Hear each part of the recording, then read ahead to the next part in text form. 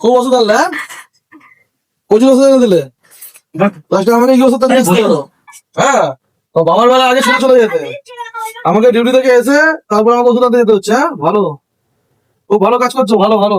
পয়সাগুলো দাও, পয়সাগুলো দাও। কিসের পয়সা দেবো? ওষুধ কেনার জন্য যে পয়সাগুলো দিয়ে গেলাম সকালবেলা। পয়সা নেই। পয়সা নেই মানে? নেই। কোথায় পয়সা কোথায়? পয়সা খরচা হয়ে গেছে। কিসে খরচা হয়ে গেছে? আমার বাবার ওষুধ নিচ্ছে, খরচা হয়ে গেছে। তোমার গান বাড়ি মানে তোমার বাবার ওষুধ, তুমি মানে মায়ের ওষুধ আনি, বাবার ওষুধ নিয়ে আই, এসেছো? তোমার মায়ের ওষুধ আনবে, তুমি হ্যাঁ? আনবে, আমি কেন আনবো? আমি আনবো, তোমার বাবার বেলা তুমি নিয়ে চলে এলে। হ্যাঁ, আমি আমার বাবা নিয়ে এসেছি। এইসব চুতুর বুতুর চলবে না, আমার পয়সা দাও, তাহলে এখন ওরা খেলাতে শুরু করে দেবো, আমি বলে দিলাম।